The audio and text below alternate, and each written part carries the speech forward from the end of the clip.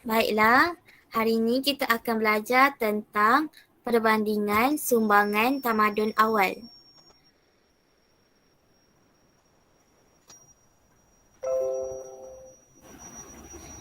Okey, sebelum ni, minggu lepas kita ada belajar tentang tamadun awal kan. Ada 4 tamadun awal, iaitu yang pertama adalah tamadun Mesopotamia, tamadun Mesir Purba, tamadun Indus dan juga tamadun Huanghe. Jadi hari ini kita akan belajar perbandingan sumbangan di antara tamadun-tamadun tersebut. Sumbangan yang pertama dalam aspek pemerintahan dan juga pentadbiran. Okey, kat sini kita tengok tamadun Mesopotamia. Tamadun Mesopotamia diperintah oleh raja. Tamadun Mesopotamia juga mempunyai negara kota yang bersatu dan membentuk sebuah empayar. Tamadun Mesopotamia, dia juga mempunyai undang-undang yang tersendiri. Apa undang-undang dia? Undang-undang dia adalah Kod Hammurabi. Jadi, pemerintah bagi tamadun Mesopotamia ini telah membina sebuah undang-undang iaitu Kod Hammurabi. Baiklah, untuk tamadun Mesir Purba pula, tamadun Mesir Purba ni diperintah oleh Firaun. Firaun ni dia memerintah tamadun Mesir Purba ni seperti dia memiliki kuasa Tuhan. Okey, yang kedua adalah Firaun ini dia mempunyai kuasa mutlak. Seterusnya, Firaun ataupun raja pada zaman tamadun Mesir Purba ini mempunyai pandangan kehidupan selepas mati. Okey, yang seterusnya adalah tamadun Indus. Tamadun Indus. Okey, peneraju tamadun Indus adalah daripada golongan pendeta. Golongan pendeta ini adalah golongan agamawan ataupun rahib lah dikiranya, rahib ataupun macam paderi, macam tu. Itu adalah golongan agamawan. Tapi dalam tamadun Indus ni dia dikenali sebagai pendeta. Pendeta ni mempunyai pengaruh dalam bidang keagamaan dan juga pentadbiran. Sebab itulah tamadun Indus ini diperintah oleh golongan pendeta, sebab golongan pendeta ni ada kuasa dalam pentadbiran. Seterusnya adalah tamadun Huanghe. Tamadun Huanghe ni dia punya konsep dia sama je dengan tamadun Mesopotamia, iaitu ada negara kota. Okey, untuk tamadun Huanghe, masyarakat dan keluarga merupakan unsur penting dalam sesebuah tamadun, khususnya dalam tamadun Huanghe. Okey, dekat tamadun Huanghe ni, dia ada kelas sosial ataupun macam piramid, tapi kat situ dia ada yang paling tinggi adalah raja, yang kedua adalah golongan bangsawan, yang ketiga masyarakat, yang terakhir adalah golongan hamba. Itu dalam tamadun Huanghe. Dalam tamadun Huanghe ni, raja dia mendapat kuasa daripada syurga, kononnya lah. Dia punya kepercayaan. Dia dapat kuasa daripada kuasa pemerintahan tu daripada syurga. Dekat tamadun Huanghe ni, raja dia berkuasa dalam bidang ekonomi, politik dan juga agama. Dekat dalam tamadun Huanghe ni, kalau raja tu dikenali sebagai maharaja, kalau yang perempuan tu pemaisuri ataupun maharani. Okey, faham tak? Untuk pemerintahan dan juga pentadbiran ni faham tak? Faham cikgu. Okey. Cikgu nak tanya, untuk tamadun Mesir Purba, kenapa dia diperintah oleh Firaun? Kenapa Firaun yang memerintah bukan rakyat yang biasa? Kenapa?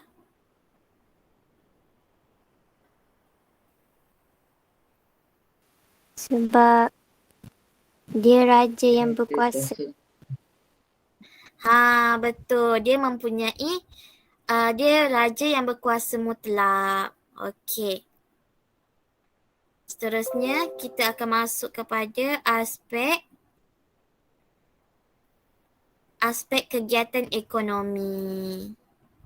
Okey, untuk tamadun Mesopotamia,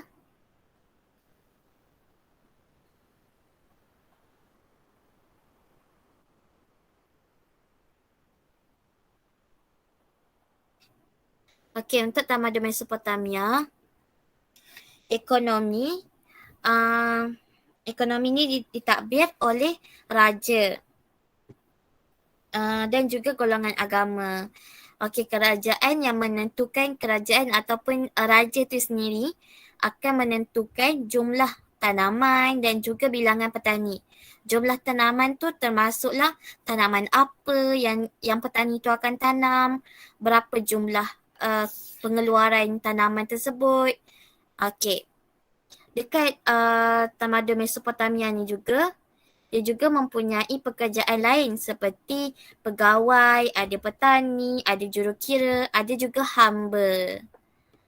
Okey, untuk tamadun Mesir Purba, dekat tamadun Mesir Purba, pertanian merupakan kegiatan utama. Dia sama je macam tamadun Mesopotamia. Dia gunakan pertanian sebagai kegiatan ekonomi. Okey, majoriti penduduk dekat Mesir Purba adalah golongan petani. Petani membayar sewa kepada raja. Okey, petani membayar sewa kepada raja. Sistem petani membayar sewa tanah kepada raja ini dikenali sebagai sistem feudal. Okey, seterusnya adalah terdapat kegiatan perdagangan. Okey, selain daripada pertanian, masyarakat di tamadun Mesir Purba juga menjalankan kegiatan kegiatan perdagangan. Okey, yang seterusnya adalah tamadun Indus. Okey, tamadun Indus menggunakan sistem ekonomi bersepadu. Sistem ekonomi bersepadu ini berasaskan pertanian. Okey, kat sini kita tengok ada 3 tamadun yang menggunakan kegiatan ekonomi pertanian sebagai sumber utama ekonomi mereka. Okey, tanaman utama yang ditanam oleh penduduk tamadun Indus adalah gandum dan barley. Okey.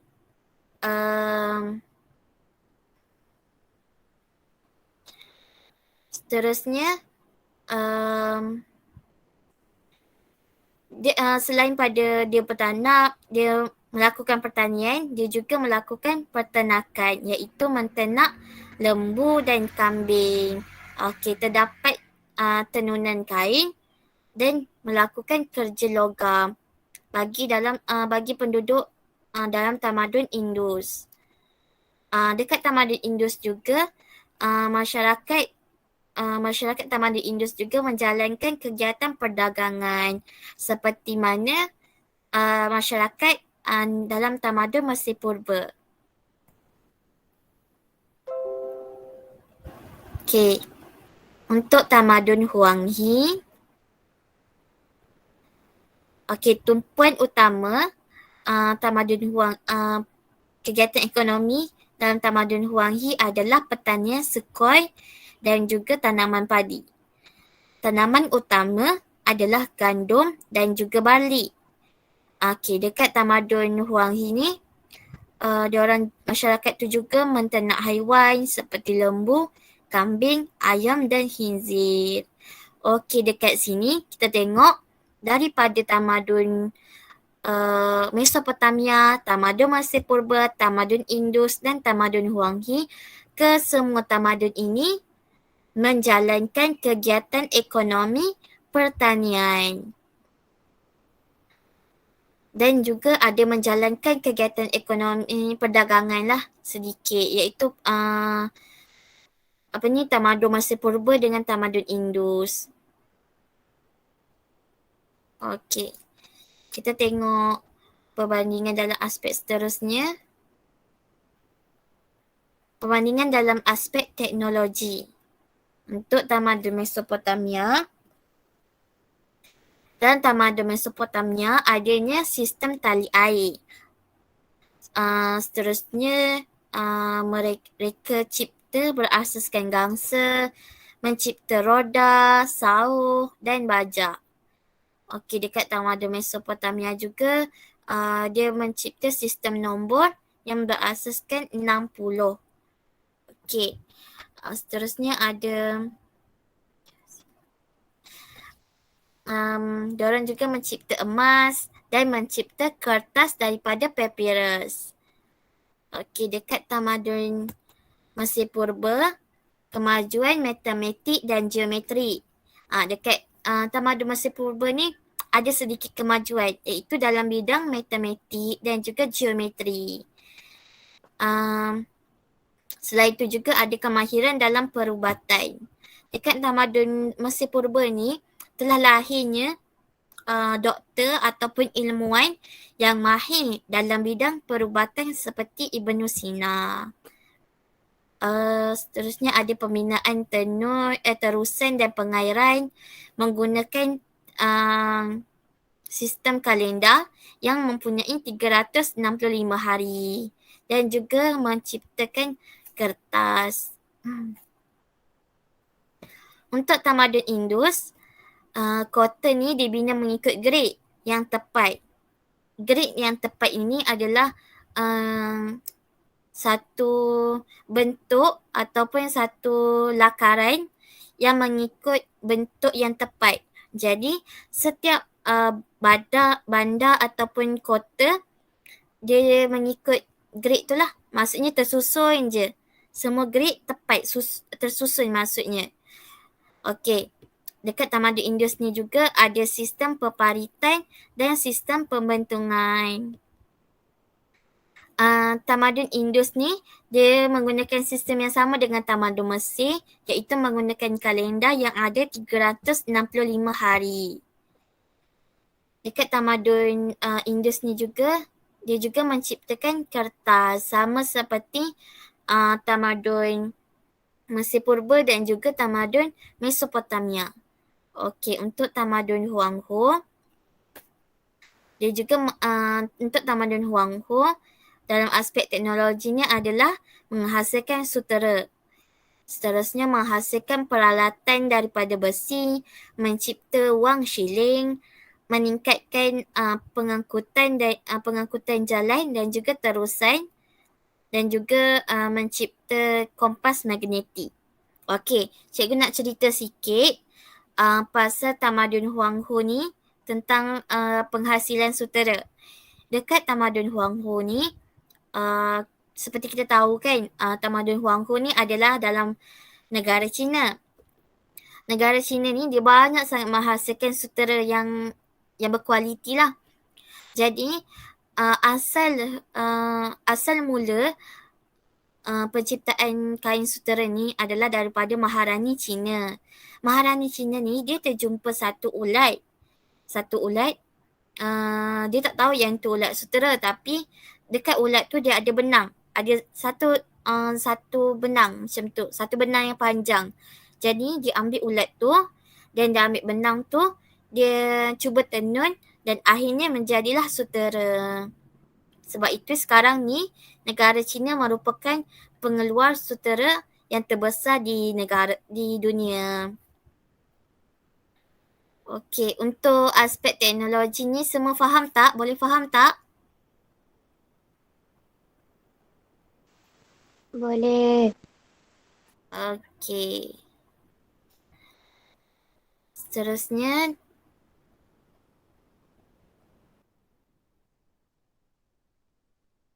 kita tengok dalam aspek kesenian dan kesusasteraan. Dalam Mesir Purba, dia ada sistem tulisan. Sistem tulisan dalam tamadun Mesopotamia, dia dikenali sebagai sistem tulisan cuneiform.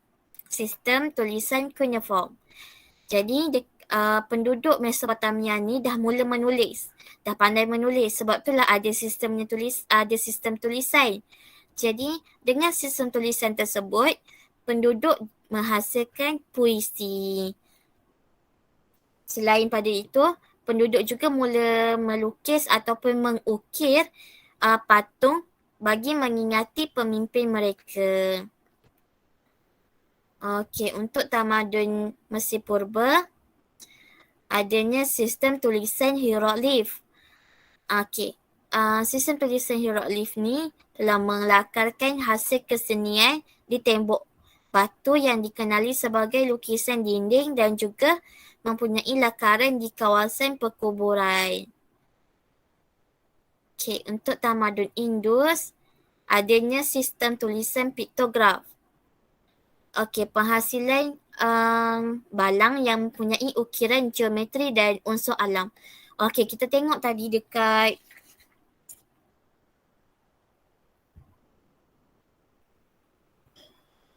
kita tengok sistem dia menggunakan ukiran geometri sebab dekat bagi tamadun Indus, masyarakat di situ dah mahir menggunakan kaedah geometri. Okey, seterusnya adalah tamadun Huanghe. Tamadun Huanghe ni dia sama juga macam tamadun Indus, iaitu ada sistem tulisan piktograf. Okey, dengan adanya tulisan piktograf ni, penduduk menghasilkan puisi yang romantik. Okey, lirik diolah dan dibentuk dalam pelbagai lirik diolah dalam pelbagai bentuk tradisi masyarakat. Okey, seterusnya adalah menghasilkan kesenian yang dilukis pada tembikar. Ini adalah kesemuanya adalah kesenian dalam tamadun Huanghe. Tamadun Huanghe ni pun dia banyak menghasilkan seni lah. Contohnya dia buat tembikar. Dekat tembikar tu ada corak-corak. Itu adalah salah satu kesenian dalam tamadun Huanghe. Okay, untuk aspek seterusnya adalah aspek binaan bangunan dan juga kemudahan. Dekat tamadun Mesopotamia ni dia ada zigurat. Apa itu zigurat? Zigurat ini merupakan sebuah rumah ibadat. Okey, nanti cikgu tunjuk gambar zigurat tu macam mana. Ataupun boleh tengok buku muka surat 105. Dekat atas tu dia ada gambar zigurat.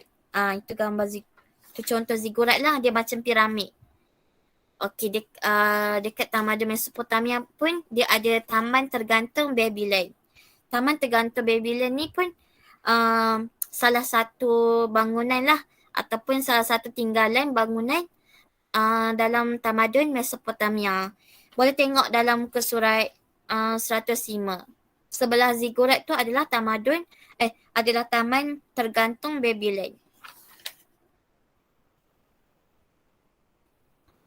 Okey, untuk tamadun Mesir Purba, dia ada piramid, dia ada Sphinx dan juga ada rumah ibadat. Kita tengok dekat tadi mula-mula cikgu ada cerita tamadun Mesir Purba ni diperintah oleh Fir'aun.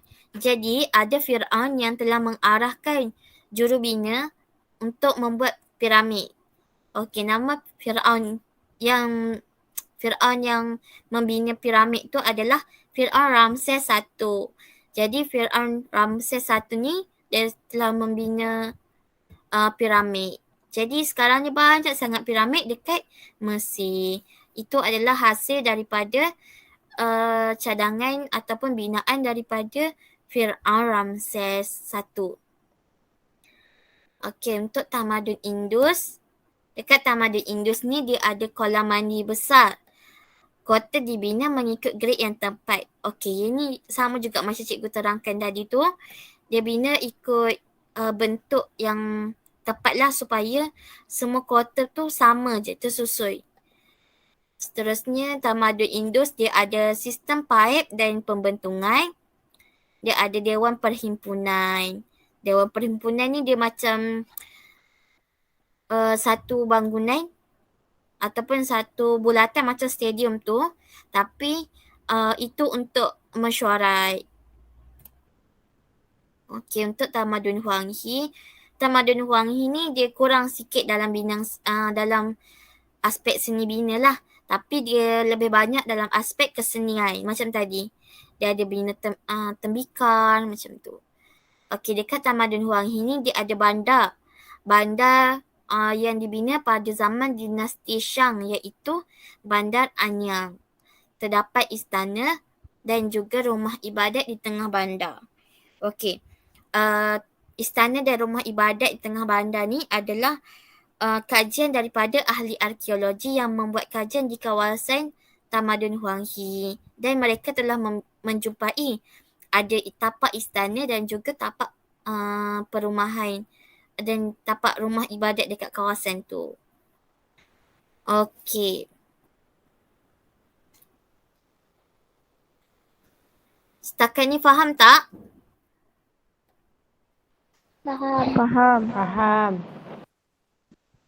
Faham. Okey. Sekarang cikgu nak tanya. Daripada kesemua aspek sumbangan ni, cikgu nak tanya, siapakah yang memerintah, siapakah golongan yang memerintah Tamadun Indus? Ada sesiapa boleh jawab tak? Golongan pendeta. Golongan Okey. pendeta. Betul, golongan pendeta. Okey.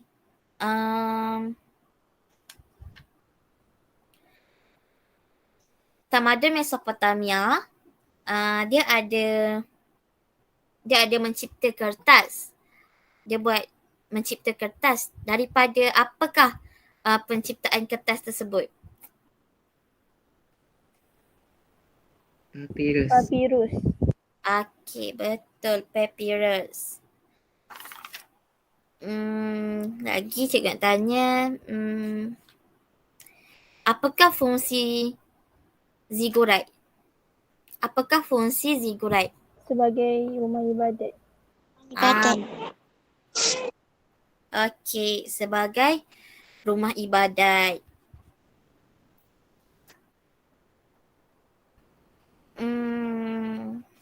Lagi cikgu nak tanya. Sebutkan sistem tulisan bagi tamadun Mesir Purba.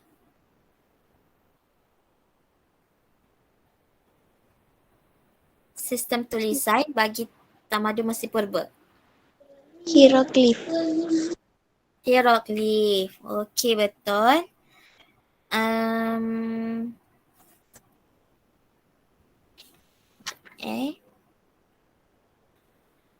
Okey, apakah tanaman utama bagi masyarakat Tamadun Huang He?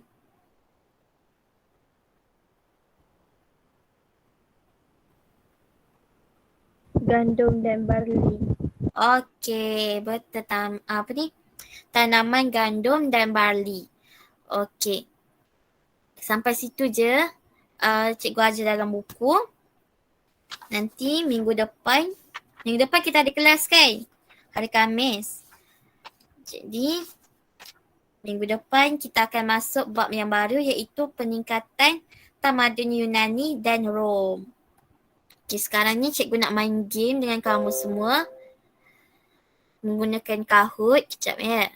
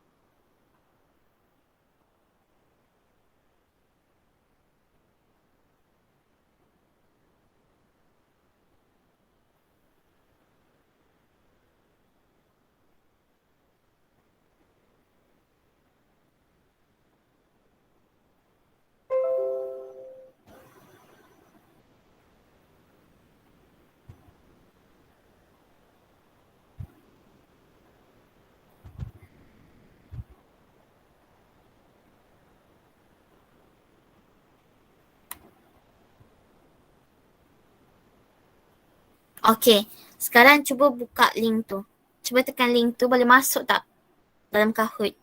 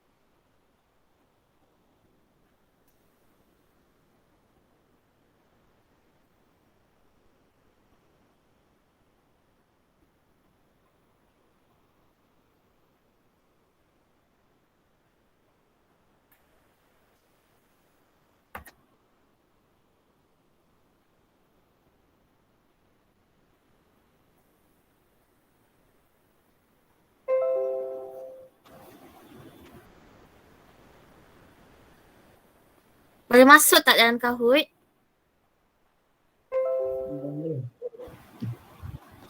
Boleh. Okey.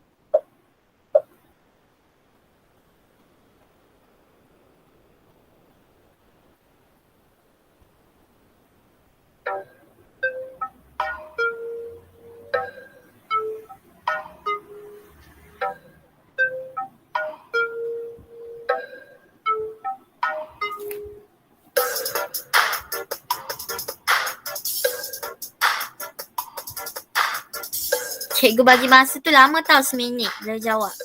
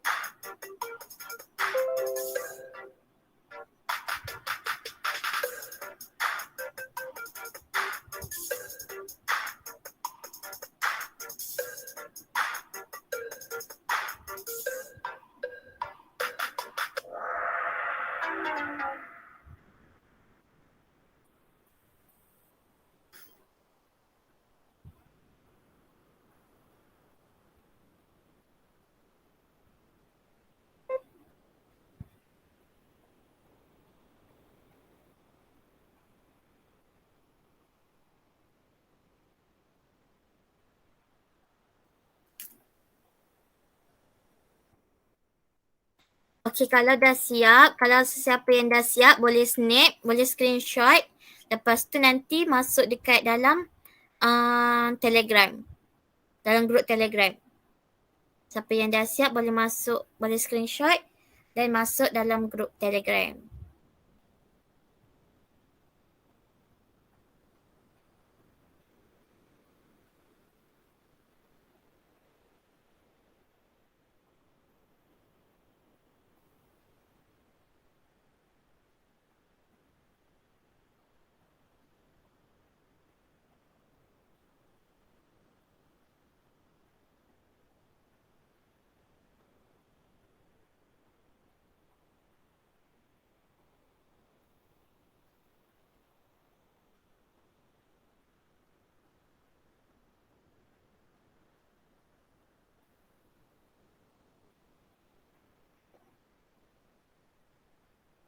Okey, cikgu rasa sampai sini je kelas kita.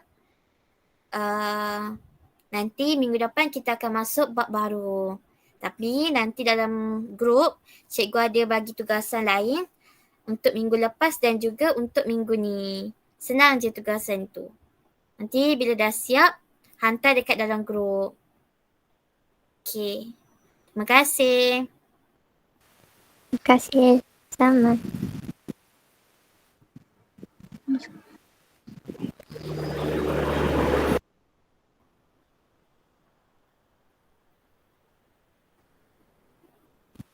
Cikgu.